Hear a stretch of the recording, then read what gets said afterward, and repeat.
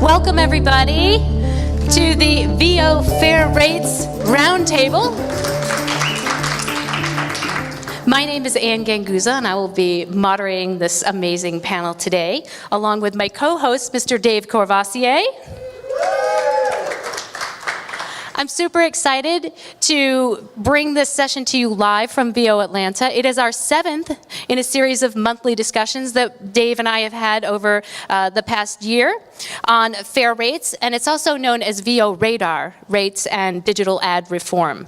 So together, we're a team committed to bringing you education and informative resources on fair rates in the community. And I'd like to take a moment to thank World Voices Organization for their sponsorship for this very important meeting.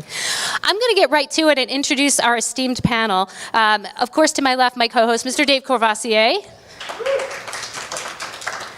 And beside Dave, we have Graeme Spicer, who is Managing Director for R.A.D.A.R Studio. From Toronto, but he spends an awful lot of time in New York City. And not only is Managing Director of R.A.D.A.R Studio, but a very successful voice actor as well. Thanks for joining us, Graeme. It's great to be here.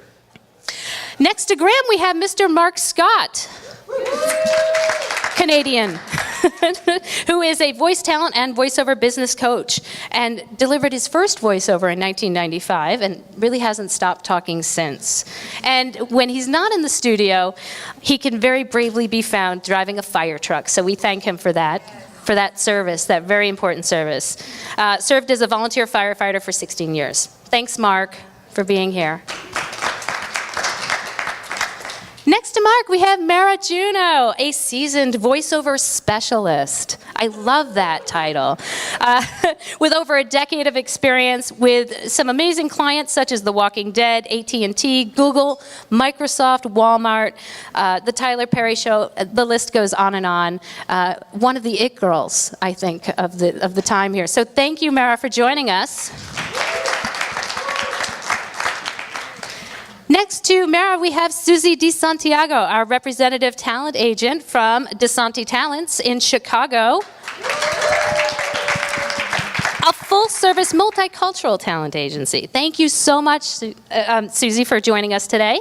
Thank you. And next to Susie, we have Mr. Paul Boucher, who for 23 years worked as a radio broadcaster and then became a narration, well, maybe not then, but became a narration ninja with clients such as NASA, National Geographic, Microsoft, and Harley-Davidson, and is one of the top voice performers in Canada by dollar every year since 2001. So thank you so much, Paul, for joining us. I'd like to turn it over to my co-host, Mr. Dave Courvoisier, to say a few words. Thanks, Anne. Thanks to World Voices for sponsoring this series of roundtables. World Voices is all about promoting and advocating and educating voiceovers. We often get the question about rates. Why don't you guys publish rates? Why doesn't WoVO stand behind a rate structure? And we've talked long and hard about that and decided that we don't want to be the VO police in a free market society. Freelancers want to have the decision to choose whatever rates they want to, and that's an important decision. So we publish a series of and a number of different rates resources on our website. You can refer to those. But everybody wants to know about rates, unless you're Bob Bergen and you let the agents and the unions decide everything you get paid for, which is kind of nice. We all have to decide where we want to set our rates, and so these rates roundtables have been very helpful for a lot of people. One of the things that came about from our last WoVOCon annual conference was Matt Calrick came forward and said, geez, there's so many new digital streams out there, people that are charging, and we don't, it's a wild west. We don't know what to say to them. And they're expecting universe rights to the universe forever and ad infinitum. And how do we talk to these people about what should be YouTube pre-rolls, digital streams of videos that we don't know what to charge for? So we started opening up that conversation and found out that it is a wild west out there, and we think there should be some standardization and a level where you can set a market rate for these things. I wanted to start off with Susie De Santiago. Thank you for being here, Susie. Because she is the only agent on the panel, I'd just love to hear what you have to say about how you're seeing these trends develop among your clients and in the industry. Well, obviously everything has to change, so we have to change along with it. And the thing that I've seen the most is obviously set rates coming from the ad agencies, where this is what the project is, this is what the usage is, and this is the rate that we're paying. There's no way to get or to negotiate anything. So it's really interesting that 10 years ago, people were still calling us agents and saying, you know, what is the rate? This is the usage. This is, you know, everything that's involved with the project. And now it seems like this is what we have. You either take it or leave it. So when it comes to that, I think you really have to put yourself in the position of the talent, because I don't know what the talent's needs are when it comes to, you know, obviously their financial needs. So I can't decide, well, this rate is too low. I mean, I can tell the client, you know, you should at least go with the minimum of, you know, the session rate, this is the minimum, and for usage, this would be the minimum. At this point, this is the lowest amount that we will take. And a lot of times they're willing to negotiate, but then sometimes they just tell you this is what it is. Now, me as an agent, obviously, I have to throw it out there to the talent, and a lot of the talent will tell me, I'm sorry, I'm just not gonna accept those rates because these people are planning on using it forever and ever. And I have to obviously respect that and, you know, not force them to audition for that. But then, when I decide, okay, you know, I'm not gonna put it out there because I don't want to give these clients the fact that it's okay to give me these rates, then at the end, I realize my talent submitted themselves electronically and they accepted that rate anyway. So, you know, at the end, we're still going to be losing. So we really have to educate the talent, obviously, and the clients more than anyone about, you know, reasonable rates for the talent. Back to that word education, we think that's so important, that you see what's out there, Absolutely. make a decision for yourself, and think high. Graeme sees so much traffic going through Edge Studio all the time. Where are rates developing right now? Certainly, referencing Bob Bergen, even Bob has to negotiate. Right. In his case, it's whether it's 5 times scale or 10 times scale, but he still has to negotiate. Yeah, I think that technology has definitely completely changed the landscape, and I think that it is unrealistic for us to think that the rates established 25 years ago, and which really applied to a, you know, as compared to the number of voice actors there are now, a handful of voice actors 25, 30 years ago, they were all in Los Angeles or in New York, and there was some rationalization that would support that a national TV spot was worth, you know, $25,000 for a 13-week run or whatever. It's hard to rationalize that now. It's hard to support that. I think that we need to recognize that the days of the $25,000 and $35,000 TV spots are limited, because there are good talent out there who are willing to do it for less than that. On the other hand, and the talent, because technology has made both our ability to record from home so much easier, it has made it so much more transparent due to, you know, online tools, in order to get a sense as to how much projects are worth, that the days of these super high paydays are disappearing. On the other hand, it is equally unrealistic, I think, for us to think that $500 for a national TV spot is going to be acceptable either. And unfortunately, there are some clients out there who are trying that on, Yep. and seeing who bites. Right. And I think that the onus is on all of us as talent, on me as an educator at Edge Studio and on Susie and Jeffrey Umberger and all the other, Tanya Buchanan, all the other agents who are here to stand up to those clients who are saying, here's my budget, I got $1,000, it's a national TV spot, take it or leave it. Well, then we're going to leave it. And if the talent ends up submitting anyway, then shame on them. Oh, completely. I also think that they also need to understand that the session and the usage needs to be separated all the time, because they will just throw it out there, $750 for the spot, that's session and usage, and then they come back and say, oh, the client is not going to use it, I'm going to give you $100 for your talent's time, and it's ridiculous. So we really need to educate them that they really do need to separate those two from the beginning. I think talent needs to start asking the question and having the conversation with the voice purchaser about what those Budget. details are.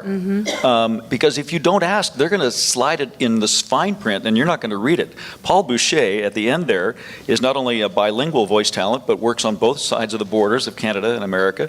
What are you seeing as changes trending in the market, Paul? Well, specifically to that, it's I find most of my clients who are doing electronic stuff are actually splitting out the session. So the session fee, for example, would be $500. And then in Canada, the rate for a national spot is literally a tenth of what it is in the US. So if a US national television spot is 10 grand here, it'll be 1,000 in Canada.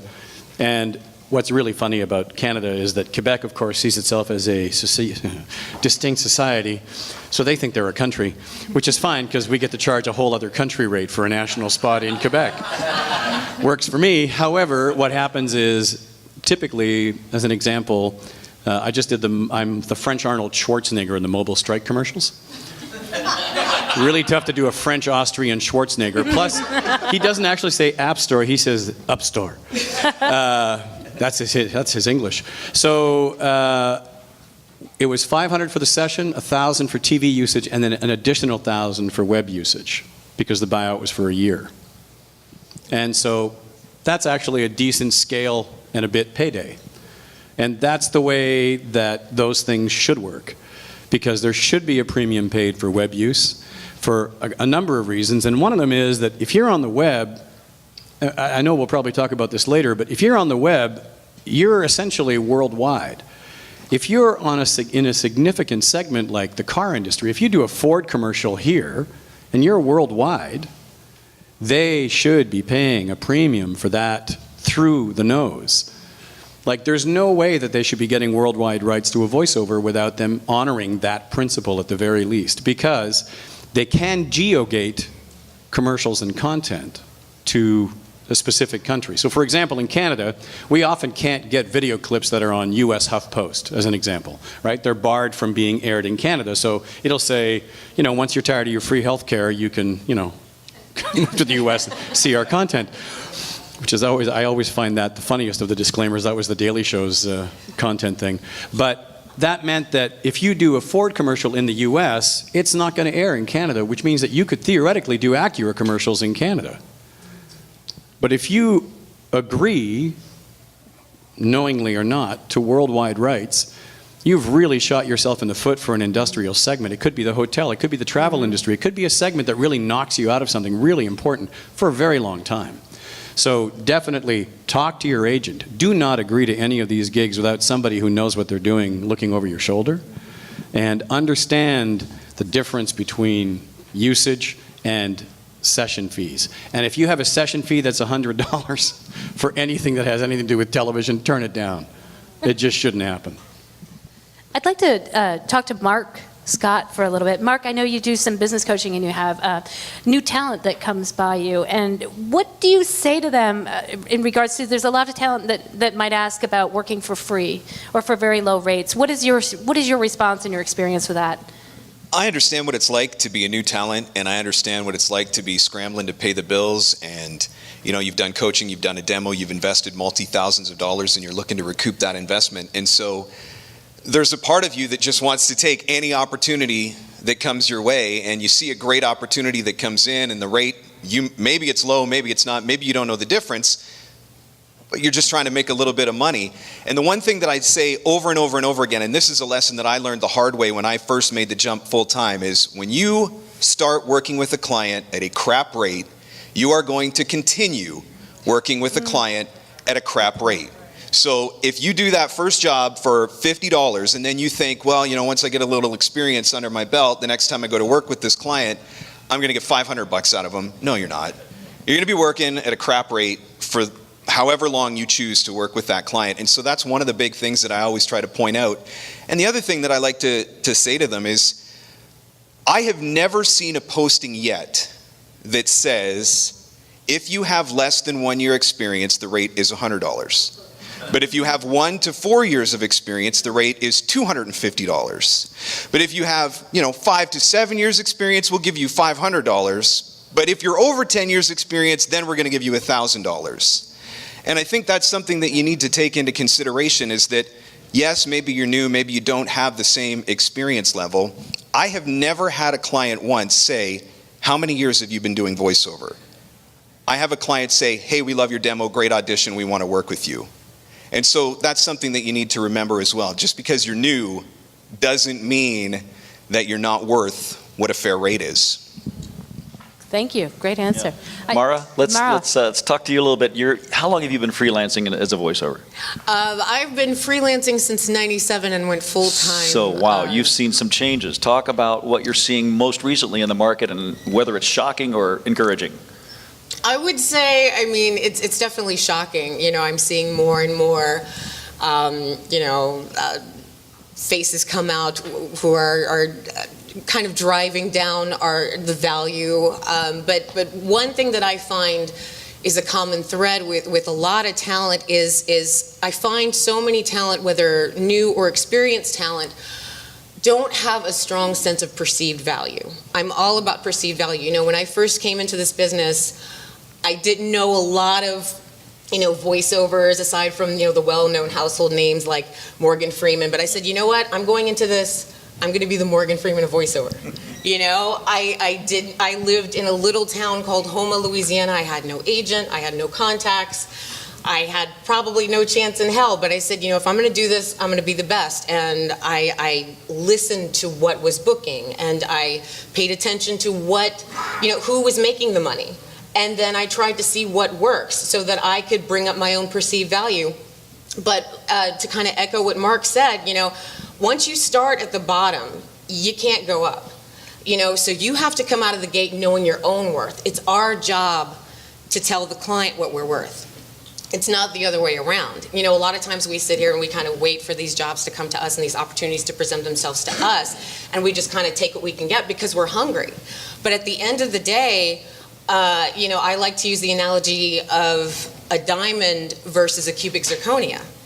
Chemically, they are the same components. You know what I mean? One is man-made, one is earthen-made. So what's the difference? The naked eye can't tell the difference. If you're at a party, if you had a cubic zirconia engagement ring on, nobody would know that it wasn't a diamond. So why aren't husbands proposing with cubic zirconias? It's perceived value. And you have to see yourself as a diamond. And if you don't start out that way, it's very hard to shift your own, future clients and existing clients' perception of you. So I have a question from that then. I absolutely agree that the onus is on us as talent to determine what we're worth. But whose responsibility is it to tell new talent how much they should be charging at the onset, because they often, just out of ignorance, don't know. Right. WoVO. Education. Yeah, you know what? There's a lot of things that go into that. It's funny. I had a conversation with Dave this morning about this piece of it. We often talk about the low rates, and we often talk about the negative impact of the low rates, but we often do not talk about the positive collateral of the people who work really hard to maintain the rates. Mm-hmm. So what happens is, if you're just starting out in your career, or maybe you're kind of reaching a midpoint, maybe you get a gig that one of us couldn't take. And we've worked hard to keep our rates up. And you know what? If you've learned anything from the sort of stupid part of the start of your career, because we all go through the sort of stupid part, what you'll learn is that you should get their price first when you're negotiating. Mm-hmm. So if you get their price first and they say something like, because this is what clients will say, you know, we only have $1,000 in the budget. If your rate up to that point had been $150, after you send us a thank you note and thank our mentors silently, and say a little prayer for the fact that you've just stepped into those shoes, that's a positive collateral effect of people who are working hard to sustain the environment that makes these careers worthwhile. And so it's really easy to talk about Fiverr. It's really easy to talk about all these places where people are getting work where we would really prefer that they didn't introduce the voiceover piece as a commodity. But you know what? It is our job. And as long as we do our job and tell you, you know, this can be done. It's not easy. It takes work. Like, you'll develop your craft, and long after you've developed your craft, you're going to have to develop pieces that you didn't think you'd have to develop. You'll have these three people fighting inside your head that live in that book, The E-Myth, which is a great book. By the way, it's not anything that we know. It's the entrepreneurial myth. It's a great book. But you're going to have the manager, you're going to have the idea person, the artist, and somewhere in there you're going to have the person who actually is the accountant. Those people don't get along in your head all the time, but they are part of your business, and it's our job. I love this piece of this fabulous invitation and privilege of being able to give back by just sharing all the wisdom that we've learned along the way from people who are willing to slap us upside the head. And there are people who have sweat blood, lost houses, all to maintain rates. Mm-hmm. Since we've started this conversation about rates and being aware of rates and talking to our clients about rates, I've noticed a couple of personal stories from WoVO members who said, you know, I voiced a 20-second YouTube pre-roll for X amount of dollars, and then I found out that the video went viral, and all of a sudden there's 2 million viewers, and how do I go back now and collect on that? And they have to have a conversation. They have to read the fine print in the contract to begin with so that they aren't locked into any one price, but then they can go back later hopefully and say, all right, here's the adjustment we need to make. That video that I voiced, it's been seen around the world 5 million times now.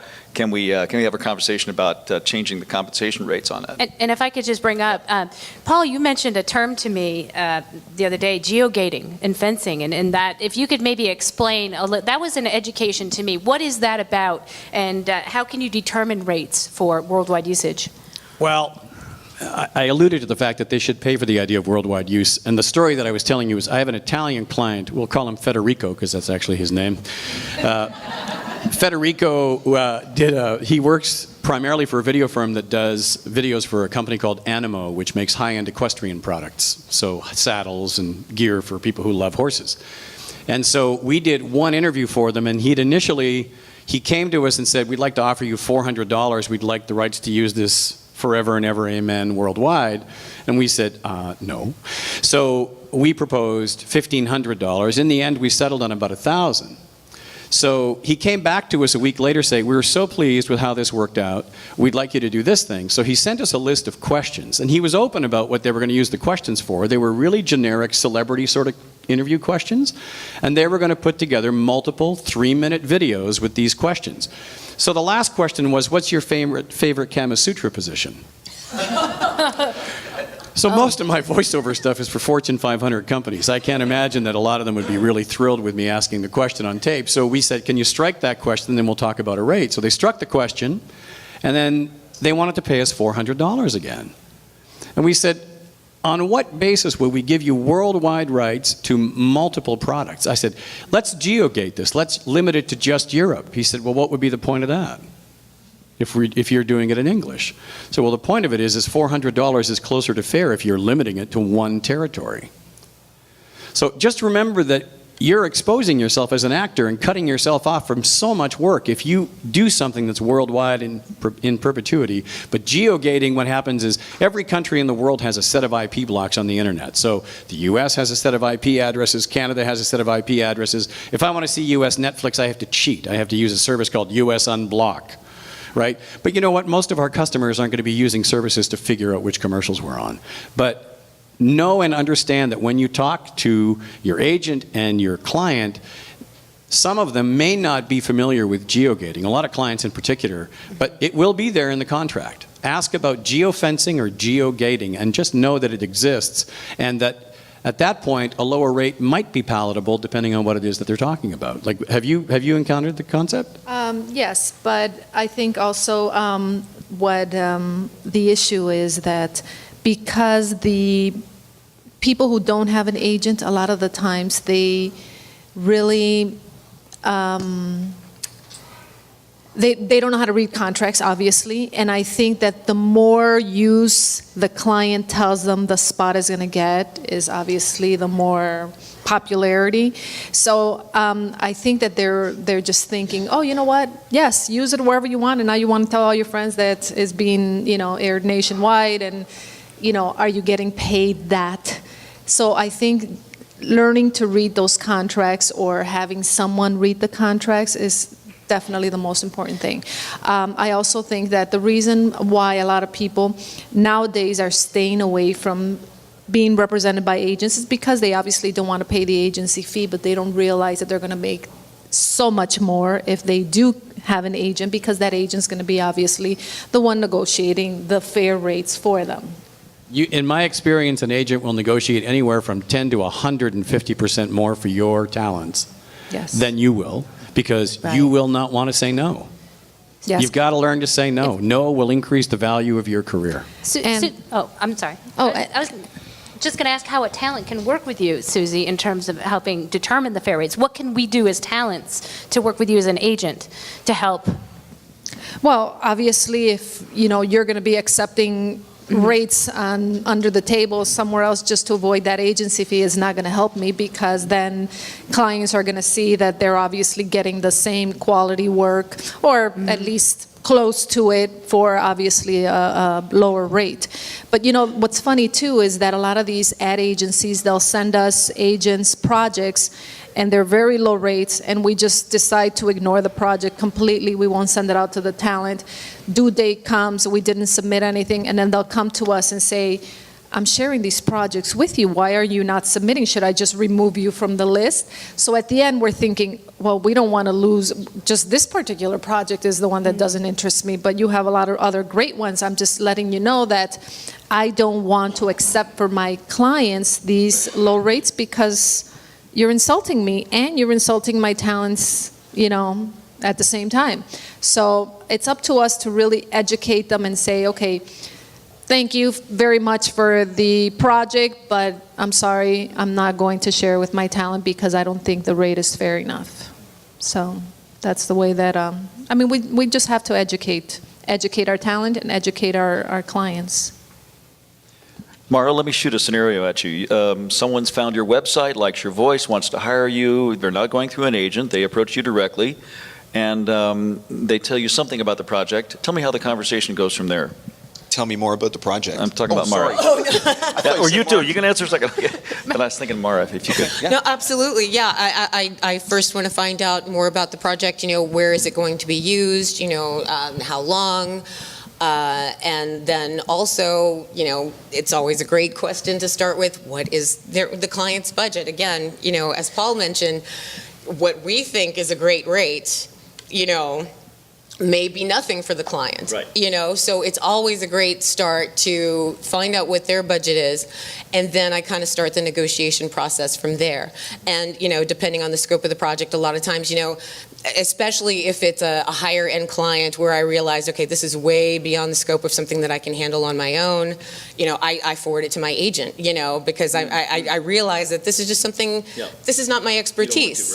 I'm a talent, and that's why I work with great agents like Susie and other talent, other agents, because that's what they do every single day. They read the contracts and things like that, But if it's something, that's mom and pop shop, something like that, I always start with the conversation of usage and budget. If I can jump in just for a sec, last year I was approached by a fairly large production house in Toronto about narrating a TV series, and they literally found me on my website. And it's like, I didn't think anyone looked at my website, but apparently this one person did. And I said, I'm flattered. This is awesome. Thanks very much. Let me record the audition that you've asked for.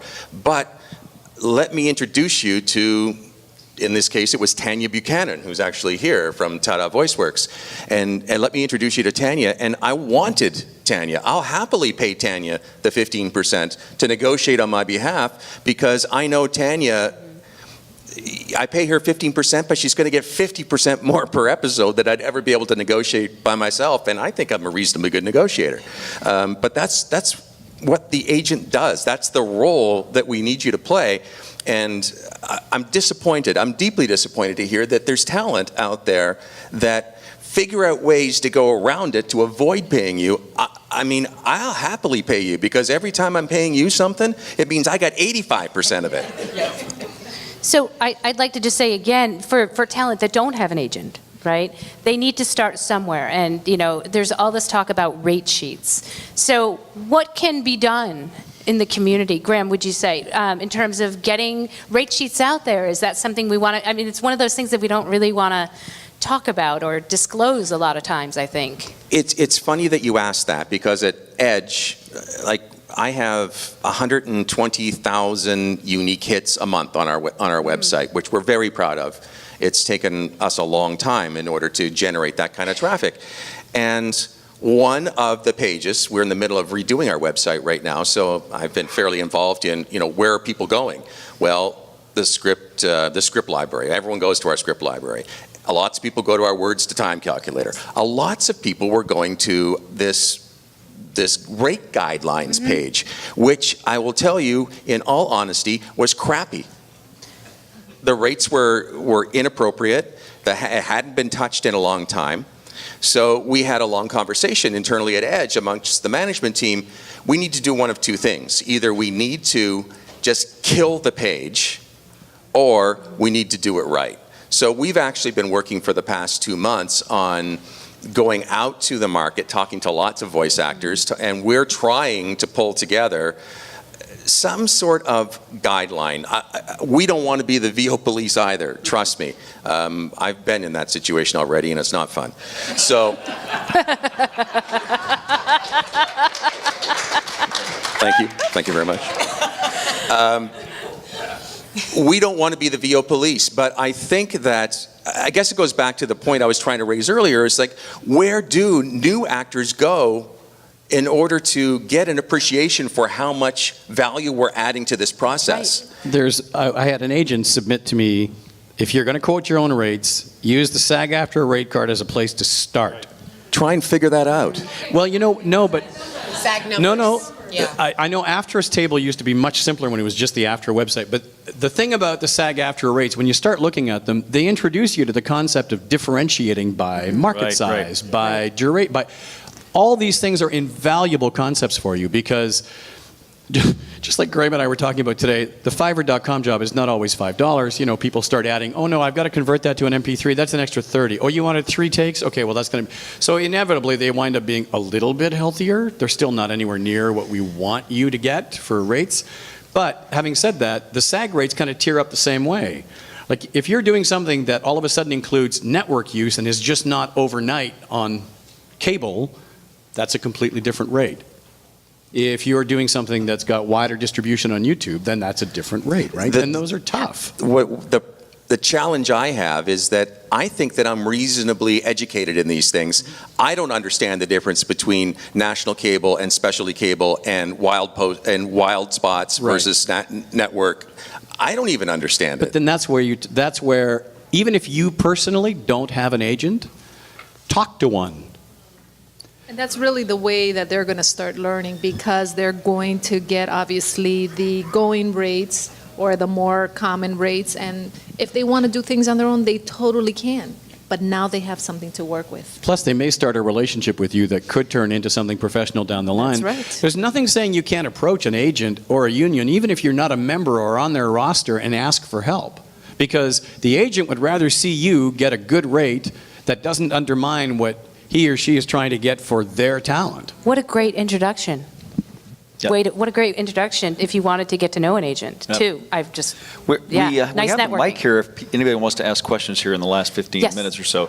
In the meantime, Mark, I want to get back to you about how you would answer that question. How do you approach someone? They've found you on your website. You don't want to go to your agent yet. You want to feel out the market for this particular job. What's the conversation go like?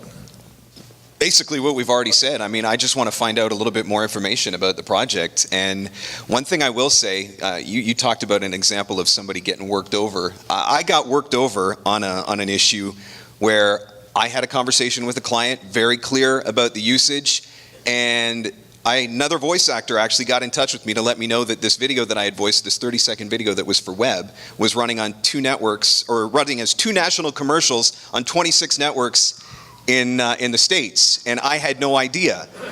So I had the happy privilege of getting a lawyer and going through that whole experience. But one thing I will say, anything that you're doing on your own, if you're quoting rates and stuff like that, keep every single email and all of your communication, because without that, I would have been pooched. I was able to actually have that to go back to. And if I can just touch quickly on one other thing we talked about, you're starting a business. You're an entrepreneur. And if you were going to start any other kind of business, what would you do? You would do the research. You would go out and you would find out everything you need to know to learn how to set up this business. And I will say that when I was starting out and trying to figure out rates, I went to other voice actors that I knew and that I respected, and I asked for some guidance and some insight.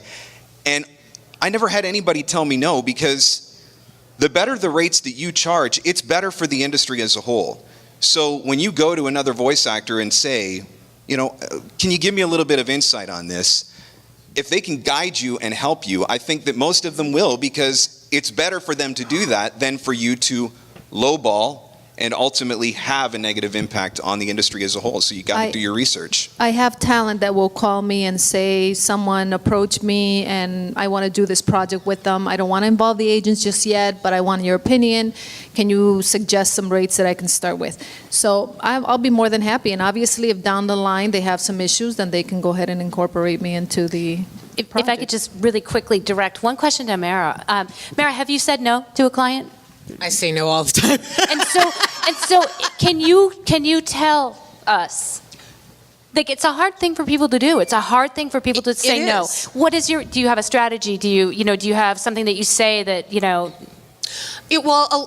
Depending on, you do your homework, depending on the client, sometimes I've done homework and I've just found out that this potential client is notorious for lowballing people or notorious for not paying, and things like that. And then my homework's done and it's just an easy no.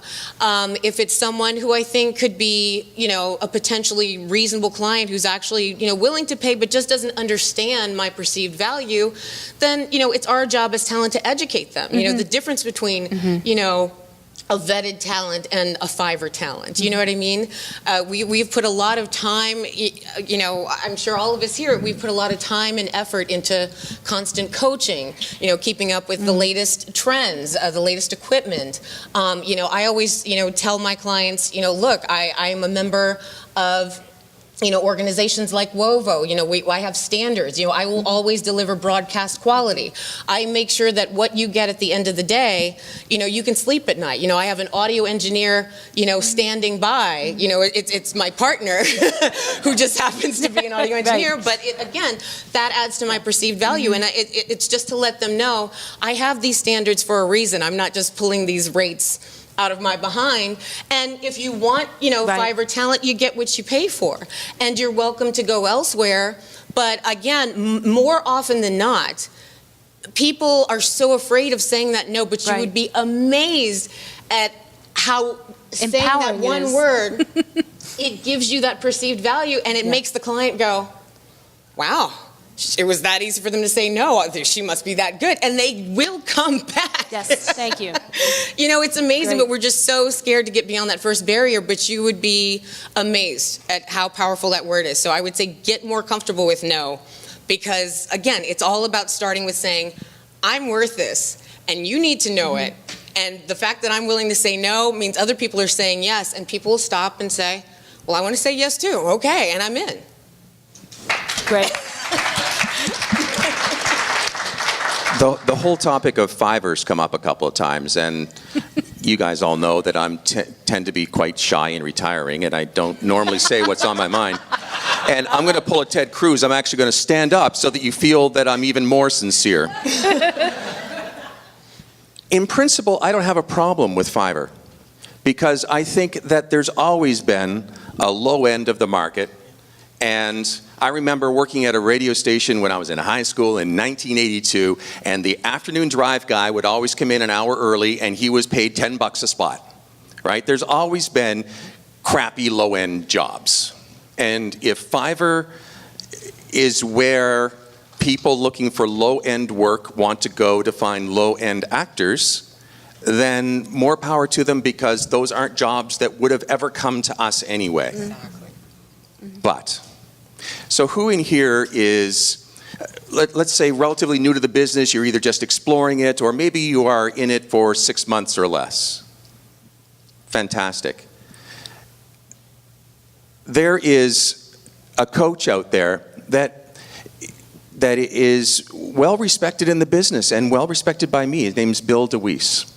And Bill DeWeese has caused a bit of a stir in the past week or so, because he has a substantial social media following. He's got hundreds of hours of YouTube videos, which are incredibly instructional, and I think that he has done a great value to the voiceover community by making this material available to us, and it's good material.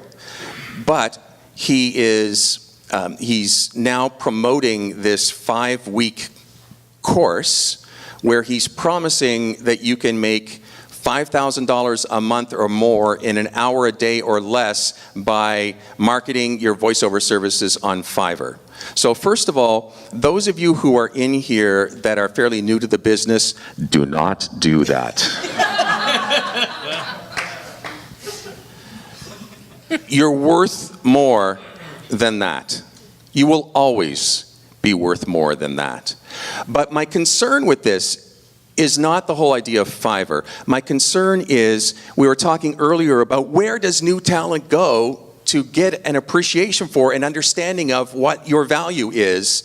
And unfortunately, that is one of the preeminent examples right now of a coach that is, has generally been well respected in the industry, trying to push us down to Fiverr. Don't do it. Please don't do it. Mark said, do your research. Yes. Yep. And don't underestimate the power of social media, too. I cannot tell you how helpful being on LinkedIn groups and Facebook groups. There's just a lot of genres that I don't specialize in. For instance, like my friend Liz, she specializes in e-learning. So if I have a question about e-learning rates, I may speak to her, or just, go to an e-learning group. There's a lot of resources out there, and your peers are willing to help you. If you don't have an agent, find talent and respect who do have agents, and talk to them. And it's a great place to start. Mara, I've never found a group of people more willing to help and more giving and more generous than voice actors. And the guys from the very top, Joe Cipriano sitting right here, I mean, he's here, he's been here, he's going to be here all weekend, just offering to help, offering to give back. Bill Ratner here.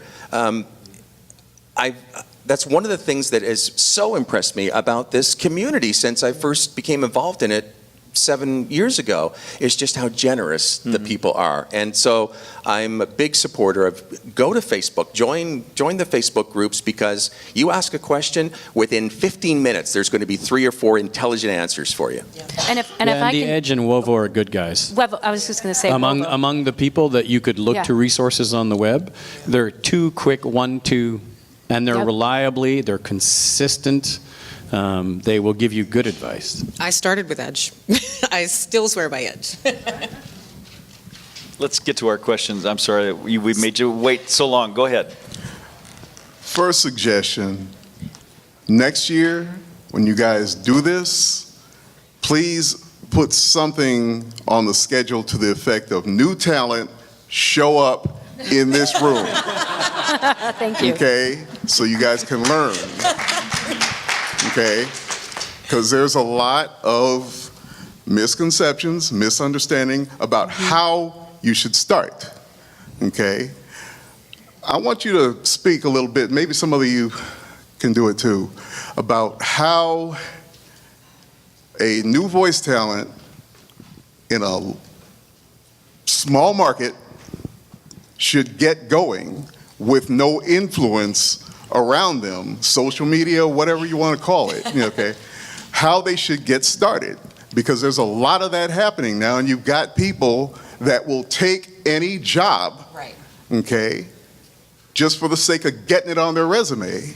And they'll take that $20 read, okay, or that $30 job, or those jobs that some of y'all are talking about that, okay, it's not a $300, $500 session job, so I'm not going to take it, but that new talent will. Right. Speak to that, please. Well, I have to say, I've been, like I said, I've been doing this since '97, and I have yet to meet any talent who start in the exact same place. Everybody's got a different story, and that's what's so great about coming to conferences like this and speaking to different talent and seeing where everybody started. Some started in radio, some started, doing on camera, some had no acting training or experience whatsoever. So you have to start where you are. First, I would say, know who you are. What are your strengths? What is your background before you got into voiceover? Do you have an experience in healthcare? Then maybe start, I always say start local. What about the people that are asking themselves those questions? What do you mean? My worth, okay, know who you are. Yeah. A lot of them just say, hey, I want to be a voice actor. Okay, but where did the voice actor come from? I don't care what I get in the beginning as long as I can start putting stuff on a resume. I mean, again, you can't control what everybody else is doing. You have to run your own race. You have to start with what are your own strengths. You know what I mean? So you look at your own background, look at contacts you already have. I started doing voicemails for local business owners that I knew. You know what I mean? I was like, I want to do this. I love this. I started doing voicemails for, any business owners I knew in town. So I started doing, little IVR projects. And then there was a local cable affiliate. So you worked your way up. Yeah. Where you are now, okay? Right. New talent is doing the same thing, okay? And probably getting lowball maybe like you got. If you could step up to the mic. Okay? Right. So what do you say to them is what I'm asking. Look, we're not going to, you're not going to start from day one as a voice actor and say, I'm worth $1 million for every job. That is the truth. Absolutely. However, you have to educate yourself before you get into this business and find out what the standard is and work from there. We have to have standards in this industry or we're all going to fall. If we don't work collectively to keep the standards high, look at the union, rate sheets. Talk to people who have agents. Find out what the standard is. And no, maybe you can't charge $250 for that job, but why can't you charge $200? It's still a discount. You have to start somewhere, but you can't start at $5. You can't start at $10 and expect that you're going to get to making $200, at least not with those same clients, as Marc said earlier. You know what I mean? Yes, we all have had to work our way up in this business. You don't come out of the gate making $1 million, but we have to all work together to educate ourselves and find out, what are the premiums? What are people charging? And I just, work within a reasonable average. Again, everybody has to pay the bills. I can't judge the decisions that people make at the end of the day, to feed their children and whatever you have to do. But, you have to use reasonable judgment. So again, it just starts with education, knowing who you are, what your strengths are, who you know in this industry, and how you can make that work for you so you can get to that level. And if you really want to get your resume going, a lot of the times what you can do is, the standard rate, okay, maybe I'm just getting started, I'm not expecting you to pay me this much. I mean, of course, you're not going to tell them that, but you're going to think it. And you're going to say, the standard rate for this session is $500, usage for, radio is $1,500. I'm willing to do it. I'm already getting that. Okay. Voice actor, I got a good agent. Okay, Those good. rates and But if you want... It's beautiful. I'm just looking back at the people coming up behind me. Okay, well, if they want to get something on their resume, they can start by talking to the client and saying, I'm willing to do this for this particular budget that you have, but know that the next time you use me, this is my rate. Because that way, at least, one, they get to know what your, talent is and your great and they want to keep it consistent, so they're going to come back to you. Or at the end, if they want to use you, they know that your going rate is this much. You did them a favor. You got this on your resume now. Despite what the common perception might be, I'm actually a big fan of online casting. Online casting is not going to go away, folks. And online casting, the reputable online casting sites. That's the operative word. And you know, certainly there are some online casting sites that, as an industry, we may love or not love some of the business practices, but online casting generally, whether it's the Voice123s, Voices.coms, the concept's not going to go away. And if one of them goes away and becomes the MySpace of online casting, and someone else comes up in their place, then that's the way that the market will determine. But I don't want, because of some of the negativity surrounding online casting recently, for us all to discount online casting and the importance it plays in establishing new actors. Mm-hmm. Mm-hmm. Right. Well, here's the other thing. I want to point to Marc, because he said it earlier. What's different about when you got into the business and the way that people approach the business now, and when I got into the business, is that it's a business. It's 95% business and 5% show. And anybody who's getting into it needs to do what Marc was talking about. You've got to do the research into how to run a business. So all of those steps come into play. And so that's the first advice that we usually give to new actors is, yeah, those the online casting sites are there. They're definitely stepping stones to establish credibility and everything else, but you've got to do the homework to know, okay, well, you know what? Your studio cost you something to set up. Are you charging for your studio? I charge for my studio. Last year, my studio revenue, actually each of the last 5 years, my studio revenue alone was $60,000. Mm-hmm. If you don't charge for your studio, you're bilking yourself out of money, and you're also telling your clients your studio doesn't have any value. That's a dumb thing to do. It's a dumb business practice. And it's one of the first pieces you'll discover when you start to do research online is, hey, everything in my business plan has worth. But these are steps that I learned the hard way. A lot of us learned the hard way. But we're sharing this information with new actors. Mm-hmm. They've got to do the initial step of looking to WoVO and to Edge and to some of the other places. We're there. We're ready to help. Great. Yes, ma'am. First off, I want to thank all of you for fighting the good fight for all of the actors that are out there who've been doing this for a long time. We appreciate it. Secondly, my question is, by the way, I'm Tracy Wild, for those of you who haven't met me, and for those of you who have, it's a pleasure to speak with you again and meet you face to face. Secondly, I would like to ask, where do we see organizations like WoVO and the agents in a melding situation for new talent to work together? Do we see it as exponential growth where talent eventually, hopefully, will all be told, we need to join WoVO because it will be a standard rate, and that will just be what it is. You join, and this will set the rate, and then agents will still fight the good fight to be out there. We can have both. Will they both coexist? And then online casting is obviously not going away. Will there be that world, is my question. That's a union, isn't it? Hang on. I mean, there is union, but there's spy corps. I mean, will this exist? I mean, I know it's an out there kind of scenario, but because then we would maybe somewhat, we're not always going to be able to get the fringe, but maybe we'll somewhat control the Wild West of the people out there just quoting whatever, and we would then have the potential to educate, as there seems to be a need to endlessly blog all day. I don't have that time, but I know there are people. Dave. I can't keep up with the blogs I read, but in a it would perfect help. world, in a world where everybody that will happen. blogs.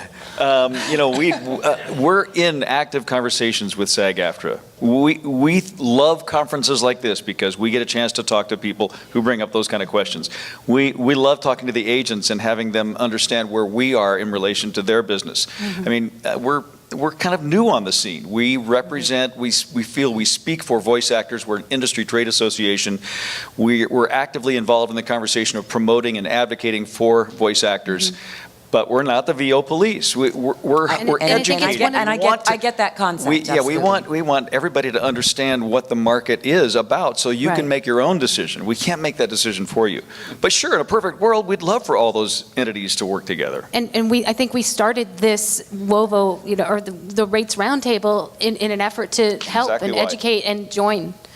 Right. I mean, I know I've been Forces. doing this for so long, and it is very, very difficult because none of us as business owners got into this to. And it keeps changing. And fluidity is all you have to do in life. Period. Change is the only constant, as we know. But I didn't get in this to master QuickBooks and to, you know what I mean. So, please trust me. That is not my forte. I'm a creative, and I also enjoy the art of acting, but I don't want to do the other things. But I have to. I'm a business owner, and I started my business in a very, very exceptional way. Unlike other people, I could give an entire tutorial on how you actually start a business.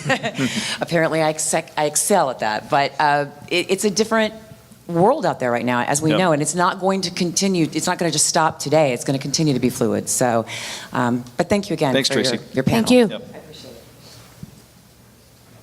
Good afternoon. My name is Martin. My question is, I don't know if I got a clear understanding as to, there were two different rates mentioned. Y'all said studio rate and a second rate. What was that rate? And my other part of that question is one rate something you pay out, or are both rates something that you are to receive as the talent? Are you talking about the session and the usage? Yes, session and usage, thank you. Yeah. And secondly, is one of those rates something I as the talent pay out, or are both of those what I'm to? That's what you're getting paid. You're getting paid to go to the studio and record. That's the session. And then the usage, depending on whatever they decide to use the spot, whether it's TV, radio, internet. And they're that just all for made you. everything else clear. Perfect, Yes. thank you. Hello, guys. Thank you for taking your time. I'm Henry Wahalik, and it seemed like every one of you guys touched base on value and saying no, if it's being too low. For a starting guy like myself who's been in the business 6 or 8 months now, I can't envision saying no to any work right now. I'm really trying to build my business to make me more attractive to an agent, so forth and so on. So, Although if you said no with that voice, I'd listen to you, just so you know. You can just Good speak point. for the rest of the afternoon. thank you very much. Thank you. Thank you. But really, in that sense, I wouldn't say no to pretty much, any going rate for something I think is fair. I should kind of reword it. I would say, I would think it would be easy for an established actor, established voice actor to be like, you know what? No. I've done this, I've done this, I've done this, I've done this, just like yourself. So that's just not going to cut it for me. When you don't have that experience as a new actor like myself, where's that line? It seems like that's a very gray from 1,000 to 100, but then there's no, where are we in between there? You know what I mean? That's all I'm trying to establish. Well, Mara's right. It's different for everybody. Right. But I will tell you that you will, first of all, you'll know because you'll feel it. Okay. I can't describe it. It's a visceral feeling. You will know because your gut says, I'm being an idiot. Right. I'm being taken. And yeah. you'll know. And the first time you say no is really, really hard. Yeah. It is. I can't even imagine doing it. No, but when you do it, just, you know what? No. Yes, exactly. No. Seriously. There you go. There is nobody who's not going to listen to you. But I'll tell you what, nothing changes. Like, it doesn't matter how far into your career you get, you will have to say no. Like, Yeah. I had the oddest thing today. And I had to say no to a gig that was potentially $200,000 because my accent wasn't spot on. Wow. I know. Liz knows. And I thought, but you know what? It would be doing a disservice to the agent in this case to present me, and it would be doing a disservice. It would just be disrespectful. It would be like somebody from Kentucky wanting an authentic Kentucky accent for something, right? Right. And then having somebody who's sort of close. Right. So you will know when to say no, because if you've already got a certain base of revenue and you've already got jobs that you know you're happier with, start working toward the happy threshold. Right. And then Right. keep working on the happy threshold. And you will find it hard, but you will let clients go. You will actually have to fire clients, and you will actually have to just let some of them drop by the wayside. But I will tell you that old cliche about one door closes, another one opens is so true in this business. Yeah. You will say no to somebody, and you will have something worth twice the value show up the following week. It may not be right away, and there may be a lot of mac and cheese before. It just throws my mindset off, because especially with the pay-to-play sites, you get an offer, you think it's a little too low, you say no, they got 100 other auditions right on their site, they can just pick a button, and Johnny Joe VO is gonna pop that over for them. It's Henry, right? Henry, yes. So I think I can articulate what that feeling is. And this is what it is for me, is that I look at the job and I look at the rate. Do I resent doing this job for this amount of money? If I'm resentful, first of all, I'm going to do a shitty job. I'm not going to do a good job. Right. And second of all, I think that's a reasonable measure. And as it changes all the time for us, right? So therefore, as we go through our career, what I'm going to resent is going to escalate. But I think no, I'm not doing that. That's a crappy rate, and I resent it. And that's a really interesting point of view, and I like that, actually. I really like that. And not only like that. Not only do you have to know your worth, you have to earn your worth. Right. I see some people who just walk into this business and just think, okay, I want to be a voice artist and make money. People tell me I have a great voice. Well, wouldn't that be wonderful? Of course. Yeah, I mean, that would be awesome. But when I was really confident in saying no, I was in that headspace. I had been doing the coaching. Right. I had been training, I had been studying, I'd been marketing, I'd been working on demos. By the time I was ready to put myself out there, I knew I was worth saying no to these jobs for. Right. If you don't know deep down inside, you're going to take anything you can get. But I'll tell you what, you get in bed with clients like that, those will always be the biggest headache. They will always come back 3 times as much as the other clients, and that $100 job will become a $20 job. Yeah, you made that point really well, actually. Yeah. So know that you're worth more before you really dig in, and then it's all gravy. But it's got to start here. And I Thanks a lot for your time, guys. Really appreciate it. I think, as Marc pointed out too earlier, they're hiring you for your voice, not for your experience. Like, they don't need to know that you just got into the industry. So really, I was just going to emphasize, she just mentioned it, but the clients that pay the least are the clients that demand the most. Yeah. But not in a good way. And so if you know that, and I'm telling you from experience, that is fact, it makes it a little bit easier to say no. Another way of looking at it, Henry's, too, is let's say your arms are full of $200 jobs and there's no more room, and the $1,000 job comes around. You got to let go. You just have to empty your arms a little bit and make room for that $1,000 job. I mean, you've got to make the room for it by saying no. Personally, I just like Henry to recite the alphabet for a while. Phone book. Yes, sir. What's your question? Hi, I'm Matt. Matt. You've been making beautiful segues to my question. I'm self-represented right now. I'm freelance, and I have too many clients who don't understand when you've reached the limit. Stop asking me to do this again.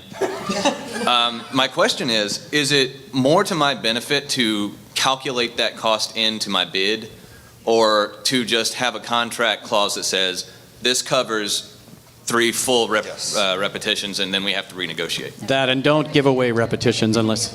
Yeah, you know what? If you're doing long-form content, like I do a lot of e-learning, Liz and I do a lot of this stuff, so you're talking 40, 50 minutes, there are going to be mistakes, not only yours, but the fact that they're going to have to do a review by committee. And then the lawyers will get involved. You can't say that. So a lot of e-learning clients will get 1 freebie as long as it's less than 10 minutes of audio. That's personally how I approach some loyal clients. But you know what? For short-form stuff, have a revision policy. And go ahead and quote your initial rate. Is this the way you do it too? And then just say, listen, if you're coming back, if it hasn't been aired, charge 50%. If it has been aired, that's a new gig. Thank you. Again, it's the equivalent of a session fee, as if you were going through an agent. That is your session fee. That's your time. The time you're spending redoing that work for that client is time you could be spending elsewhere with another. Thank you.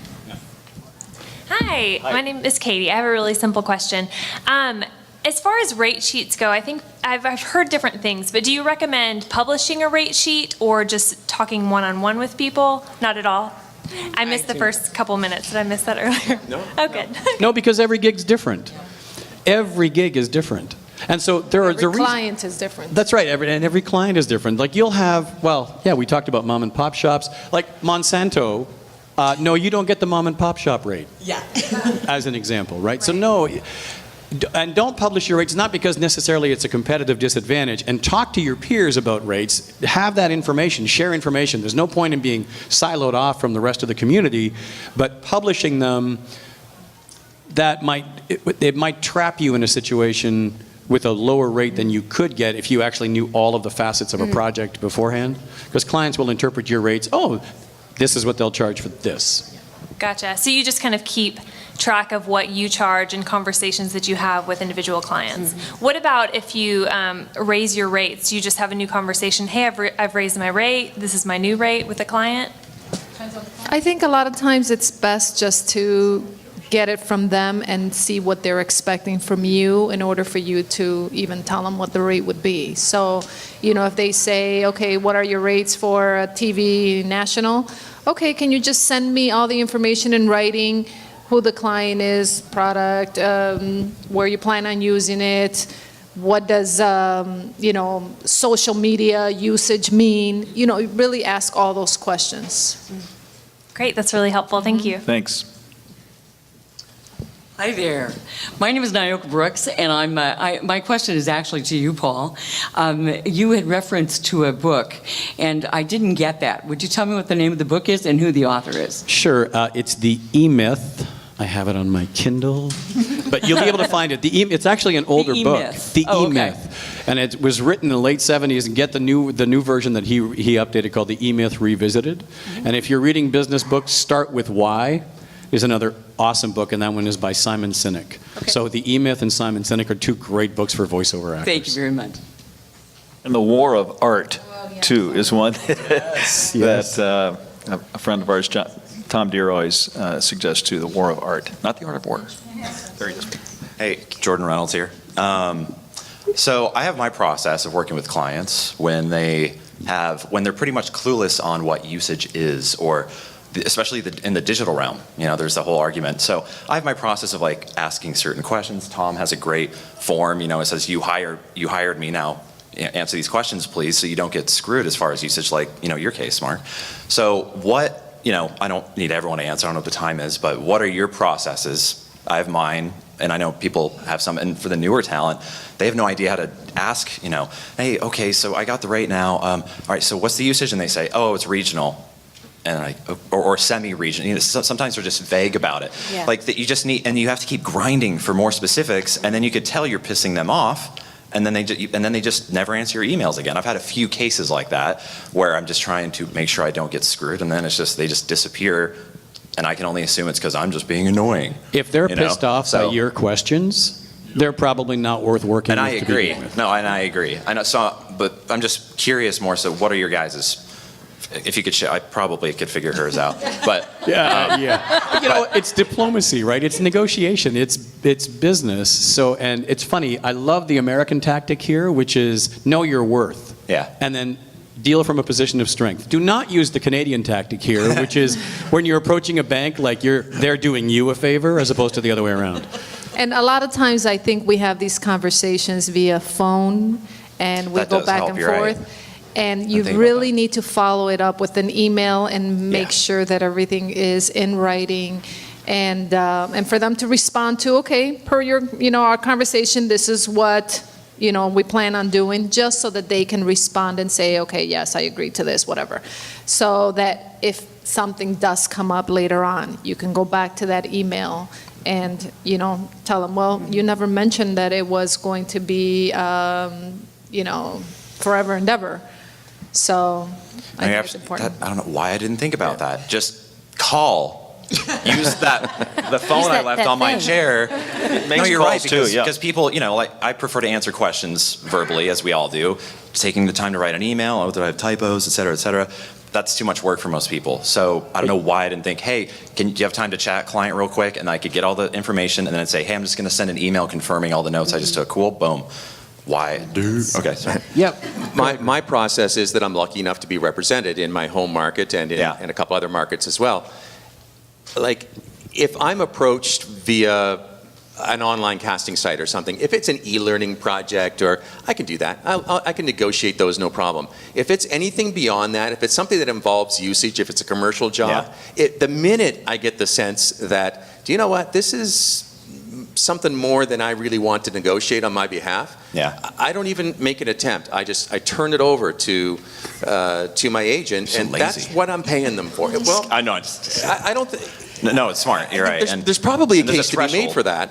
But yeah, there's this threshold the minute it hits that, this guy, the minute it hits commercial, this guy clearly doesn't understand the difference between a regional and a local commercial. I'm going to get my agent to sort it out. Yeah. And, and I do that with more complicated ones, but it's like I like the challenge. I want to, I want to know that I can define it too. But yeah, I think sometimes too we get caught up in our own lingo too. We say things like usage and region. A lot of these people don't know what that means. And I find sometimes it's just helpful to just break it down and speak to them like they're brand new to this business, just like we were at one point. Yeah, which had to do with really like plumber analogies. I've used that one. That was fun. A great. Yeah, you should talk about that later. But absolutely. So I just find sometimes just breaking down our language into more layman's terms can save a lot of time. Even then, they just sometimes are like, You can't win them all. But thank you. I think there's also just a confusion too about like YouTube pre-roll. How do you track that? That's something that I think is still the wild, wild west. And how do you know where it's being played, how many times it's being played, and how do you assign a rate to that? There's nothing that irritates me more than when you get asked to do a YouTube pre-roll video and it's in the category of web video. No, that's not a web video, that's a commercial. And you're going to pay my commercial rates to do it. Yes, young man, what's your question? Hi there, Tom Deere, Horse and Hound Magazine. Very happy to be here.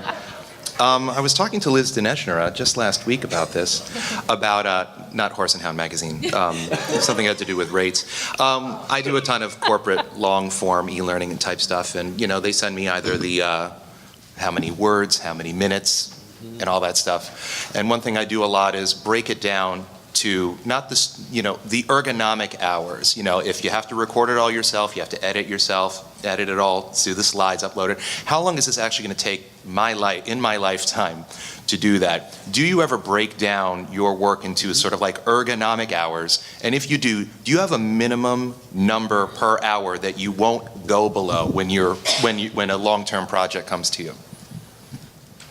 I prefer not to break it down in nickel and dime like that. That's when I like to hand things over to agents, but I do have a minimum. I typically, my minimum is usually $350 to $400 minimum for a studio hour, for any sort of corporate work.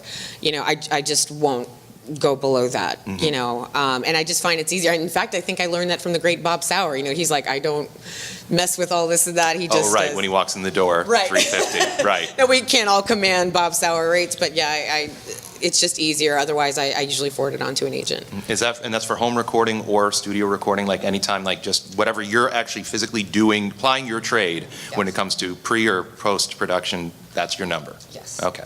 And you know what, for long form, Tom, it can vary for sure between corporate and e-learning. So the way that I typically charge is by the amount of finished narration that I provide. So, and it's a tiered structure. So it's $350 for the first 10 minutes. It's then $550 for up to 20, $750 for up to 30, $950 up to 40, and $200 up to 60, and then the clock starts over again. Because if I can actually command that attention span of 60 minutes of finished content, it's worth paying to start another 60 minutes. I agree. But then, on top of that, the ratio that I typically work with is if it's simple content, it's probably going to be about 2, maybe 2.5 to 1 recording, and then about probably 3 to 4 to 1 editing, depending on what the file breakout is, and then it can be ugly from that point, right? Right. So those are hours. And then in the U.S., what I've been finding is that it seems to me that $25 US per finished minute is a figure that's bandied about. But when I factor in my studio time, I come out at $33 a finished minute. And I can tell you right now that Bangalore does not pay $33 a finished minute. No, they do not. They pay $3 a finished minute. And they want you to fix the translation and the product coming back to North America. And cure their asthma and pierce their ears and all that stuff. So does that help at all between our two answers Oh, on not one even point? a little. Okay, good. All right. No, that was perfect, thank I'm you. glad we could obfuscate for you. Thanks. Speaking of Bob Sauer, what's the other saying that he has when he's negotiating is, when he says to the client, what is the highest price you're willing to pay and still feel like you got a fair price?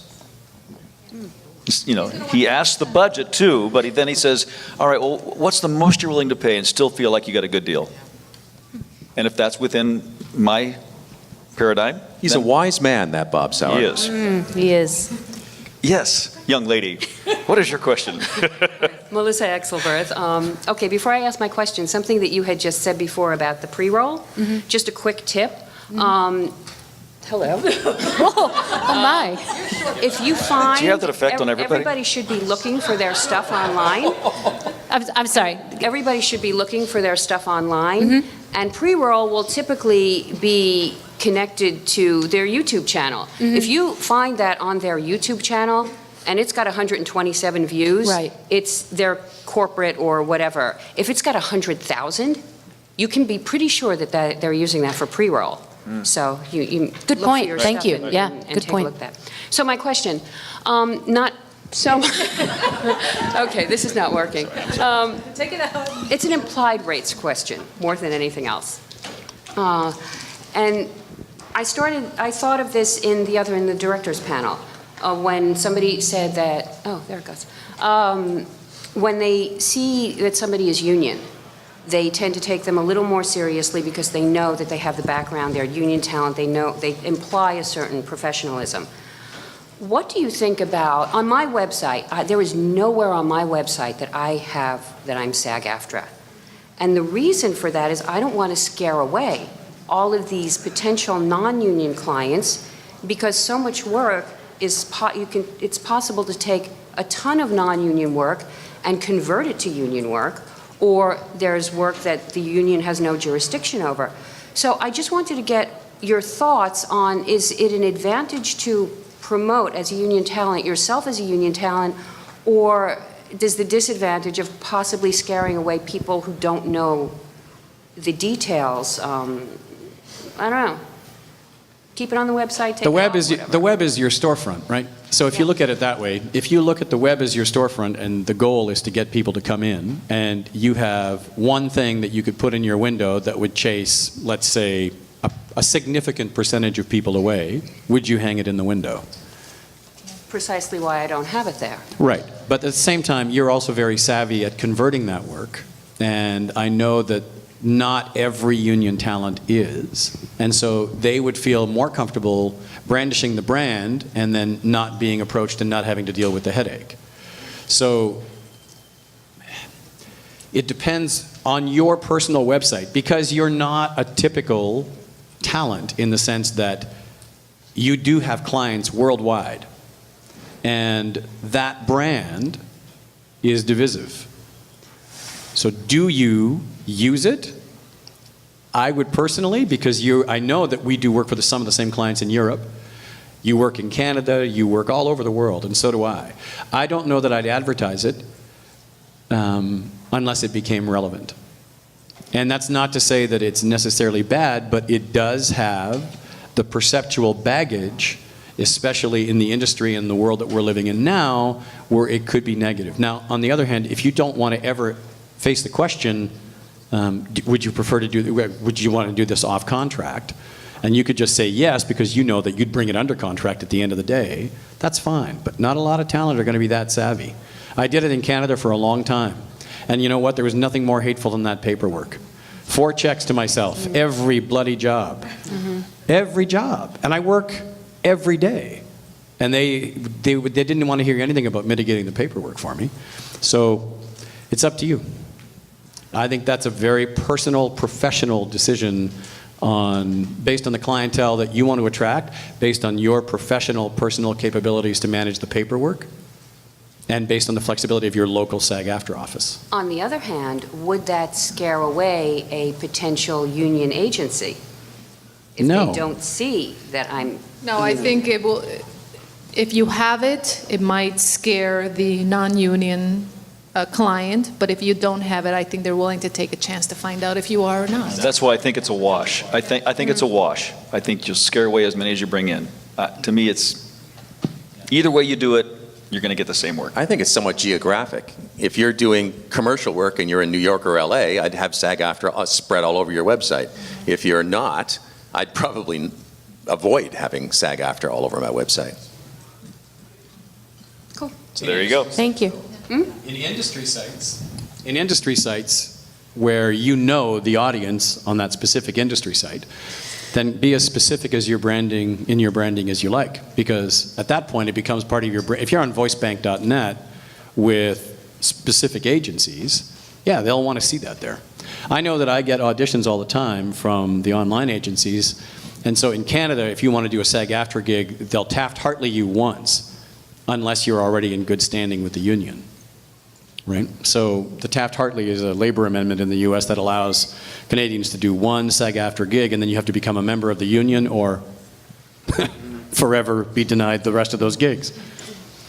I think I'll leave everything the way it is. Well, thank you, everyone. I actually... Thank you, Ann. Our time is coming to an end. Can we and keep so- going?